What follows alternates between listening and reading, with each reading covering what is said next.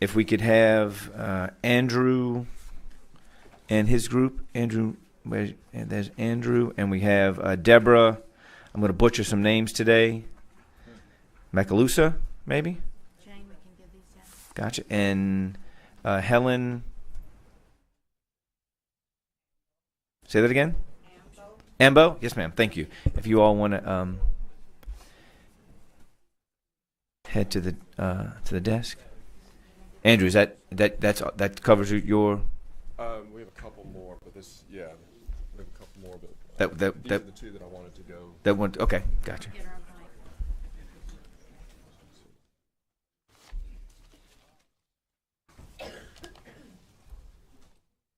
mic. Is there anyone else who wants to testify with them now? With the waivers that we're talking about, yes. Okay. Rebecca Bean and Selena Reagan are also here. But they have their time's a little bit more flexible, correct? Gotcha. That's okay, correct. We'll take care of them, and then we'll take care of one of the group, and we'll bring them back. That's fine. Okay. Yes, sir. When you're ready. Okay. Yes, ma'am. Whoever wants to go first. Thank you, members. There's a handout that's being passed out to you now. And please introduce yourself. Sure. My name is Andrew Mole with Live at Home Louisiana, and I also represent AARP.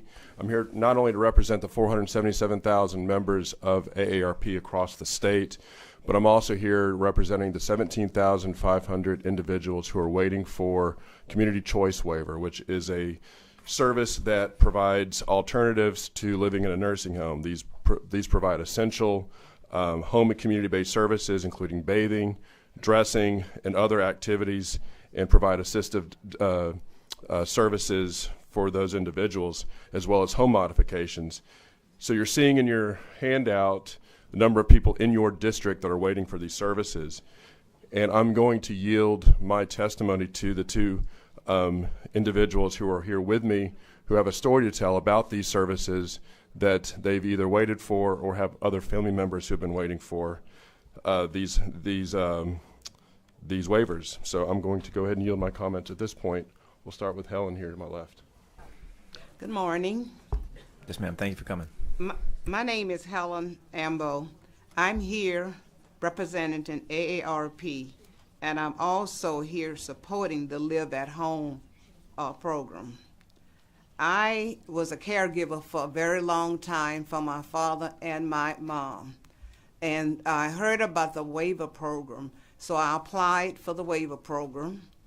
And after so many years, we were finally accepted. My mom had all kinds of health problems. She was diabetic.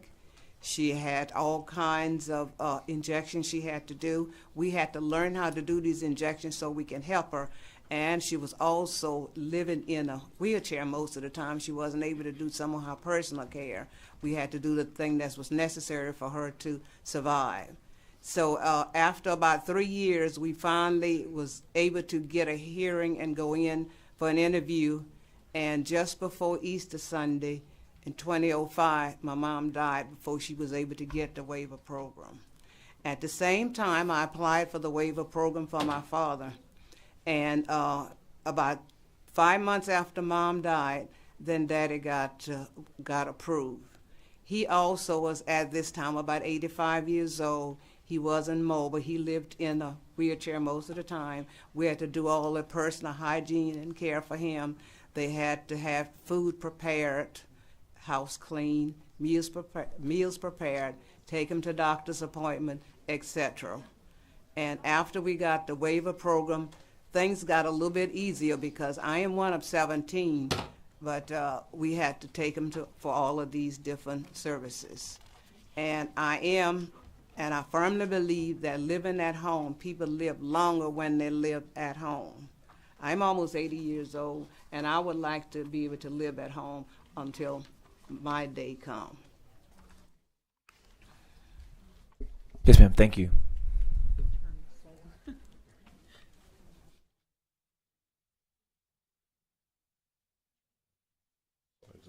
There's an overflow room in Committee Room 3 if we seats get tight. Committee Room 3. Good morning, committee members. I am Deborah Macalusa. I worked for a very long time while I was still disabled. I did not want to quit work. I've worked since I was 16 years old. At the age of 33, I was a single parent of 2 children with autism until I met my soulmate. I was a single parent for 10 years until I met my soulmate. My children did not walk until they were 6 and 11, which I am sure was a contributing factor of my back issues. After 2 back surgeries and radiation and chemo treatments for colon cancer, my body seemed to have many problems in general area of my treatment at the young age of 46. I was soon after diagnosed with arthritis in my back and neck and fibromyalgia. My mom had been diagnosed several years later with Alzheimer's. I took care of her in my home because she did not want to go in a nursing home. I lost my mom in the same room where my son had aspirated and died. My mom was buried on the same date my son died. Because I continued working, I never grieved for my son's death, and with the pain of my mom's passing, along with the physical pain, I felt beat down. I became suicidal. I needed help, and I knew I needed help. With the coaxing of my husband, I sought out psychiatric help. I was diagnosed with having anxiety attacks, PTSD, major depression, and was told I should not return to work. I was 56 years young, but felt 66. Because I was in severe pain all the time, unable to do much for myself much of the time, my husband had to retire to take care of me. That was 2010. We lost our home and sold all of our belongings, enough to put a down payment on a mobile home and a piece of property. In 2015, we were we were on our way on our way to a doctor's appointment, and we were hit head-on by a truck. Everyone in the vehicle suffered injuries in the accident. I required additional surgeries to my back and other procedures, which the end result was I no longer was able to walk, lift my leg to get in a car, bathtub, climb the stairs of my mobile home. I had to move in a shed with a porta-pot, and a bed and an air conditioner. My husband is 71 years old and takes care of me, maintains both my daughter and my now shed tiny home. He grows some of my food, cooks, cleans, grocery shops, and much more. He has health issues, diabetes, heart problems, high blood pressure, high cholesterol, hearing aids, and he uses a CPAP. I fought for years for my children and others like them not to be forced into nursing homes. And to receive waiver assistance. I now find myself here today asking for the same help for myself and the many aging parents that have taken care of their children with disabilities. Many are finding themselves, like me, disabled. The aging population in general who find themselves unable to buy their medications or pay bills due to a disability, as is happening in my case. The need for a waiver or the ability to have Medicaid waiver services because they cannot otherwise qualify for Medicaid. Medicare is not meeting all their needs. I cannot go to the dentist or eye doctor. My husband has diabetes in his eyes, and we cannot afford the out-of-pocket costs. Other waivers are on a need basis. Some on the waiting list need less help, but could use help with just out-of-pocket costs for certain services. The waivers should be able to save the lives of people that are dying because they need assistance while they wait, when another may not have that high of a need. I ask that this waiver be funded to the maximum level it can to avoid people with disabilities from doing without medications they need or dying because they did not get the help they need. I'm asking that this waiver be the same as the other waivers, that we do it on a need basis. Certain people need more than others and sooner than others. Thank you very much for listening to me for this very valuable human need. Yes, ma'am. Thank you. We have Thank two. you. Just real quick. We have two questions for you before you close, if that's okay. Go ahead. Representative Edmonds? Thank you, Mr. Chairman. Andrew, so you gave us the sheet, and on the just the little difference between the community choice waiver. You say the wait time is about 7.5 years. 7.5 years. So when you gave the number of 17,500, Right. is that a combination of these two waivers that need to be filled? That is just the community choice waiver. The 17,500 is community choice waiver. So the waivers, when we say home and community-based services, we're speaking about several different waiver programs. We're talking about the community choice waiver, which is what Helen and Ms.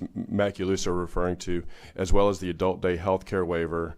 Actually, so I apologize. It is combined. It is combined between, it is the adult day health care and the community choice waiver together. That's the 17,500. 17,500. And the average weight, you said on my sheet's 9 for the community choice, And and it's then like 2.5, about I 2.5 think, for the adult. Correct. Is that correct? And so, outside of that, the only option is nursing home care.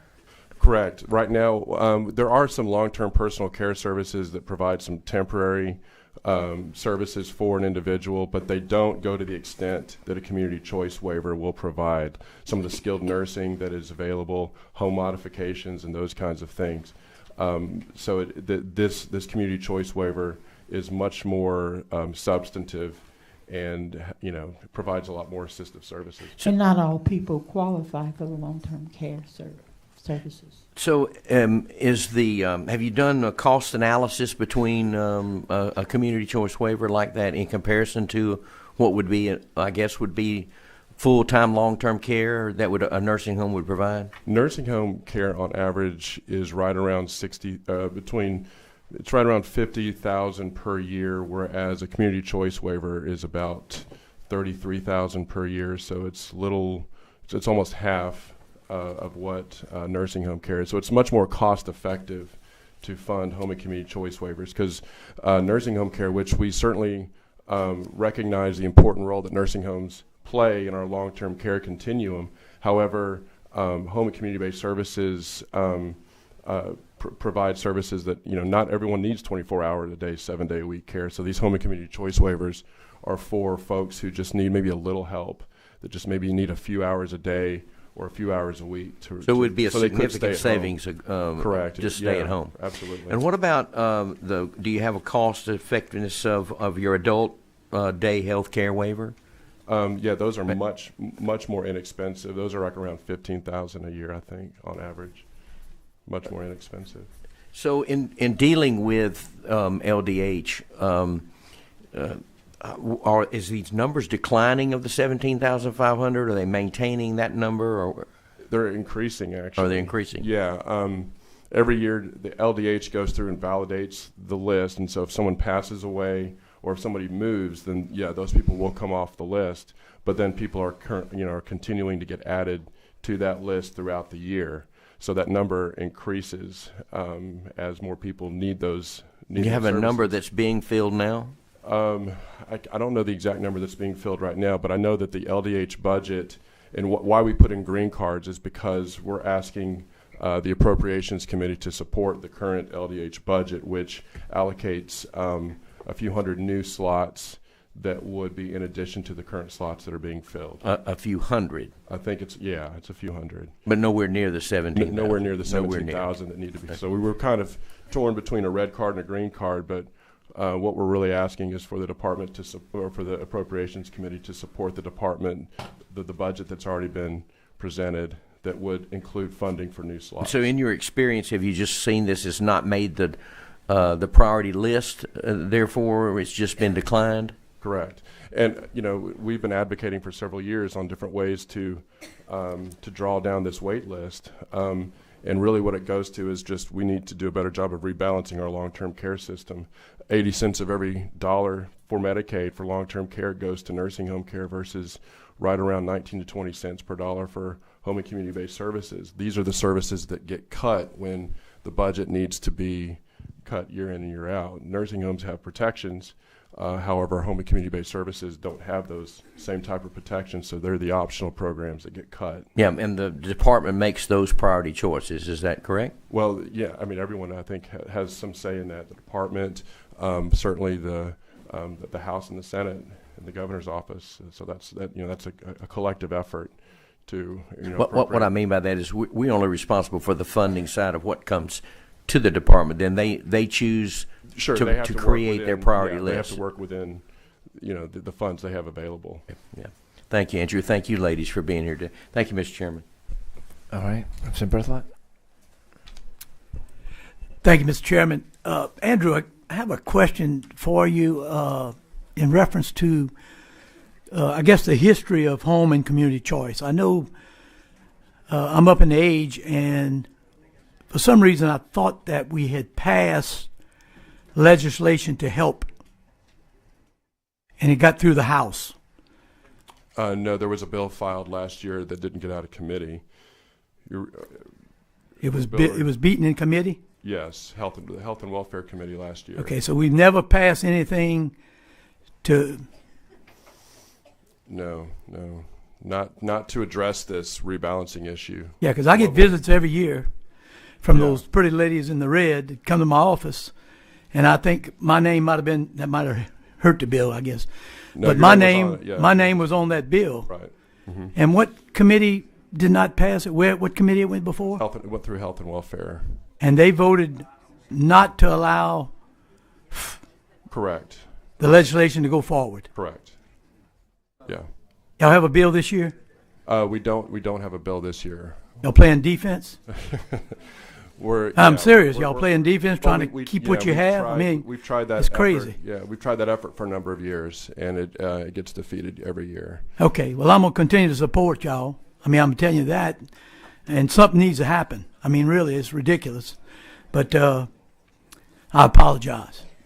Sorry. Appreciate that. Thank you. All right. One more question, and then members, you can continue to ask questions. I'm just letting you know that Miss Helen has an 11 o'clock doctor's appointment that's on this card, so I'm not going to be responsible for making her late. So one more question. Representative Bacala. Andrew, I think there will be an HCR this year.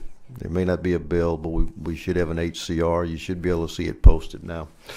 Again, we hope to move that out, and maybe that'll make it's to compel LDH to continue toward policies that would enhance that community choice waiver. Let me ask you this, Andrew, just so I can be clear. There are 3 places within the LDH budget that I think this could fit, and I think probably it's within the big budget. I think medical vendor payments. Is it within the medical vendor payments section, the community choice waiver section? I'm sorry, not community choice. Medical vendor payments, Developmental Disabilities Council, Office of Aging and Adult Services, or all of the above? It's OAAS. It would be the Office of Aging and Adult Services. Okay, and I'm noting that in the Office of Aging and Adult Services, this year's budget, which basically in this area mirrored the governor's budget, has a reduction of about $1 million. If I look at page 72 of the budget, what I'm showing is that the expenditures in budgeted expenditures are going from 31,584,165, and the proposal is for it to be reduced to 31,013,872, which is about $1 million reduction. Or I'm sorry, a $500,000 reduction. So were you guys aware of that proposed reduction? Not to that specific number, no, sir. Okay, and that's in the Office of Aging and Adult Services. But some of these services, they don't come out of medical vendor payments. I think that might be another section where some of the providers would be paid. I believe so. I'll call to your I won't attention misspeak, that the medical vendor payments section in the original proposed budget showed a $1 billion increase. It went from, I think, $12 billion to $13 billion. Do you think you guys were going to get any piece of that, or that was all going somewhere else? I can't answer that question, sir. I apologize. I don't know the answer to that.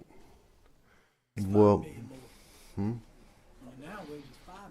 not under now waivers. I'm under the community choice. But okay, so you haven't delved into the budget to see exactly where this program stands. 'Cause I know if it's the providers, they're being paid out of the medical vendor payments, which again, that category today stands at $1 billion extra, which is like an 8% increase. But you don't know if you'll get a dime extra toward your program. Don't know that, sir.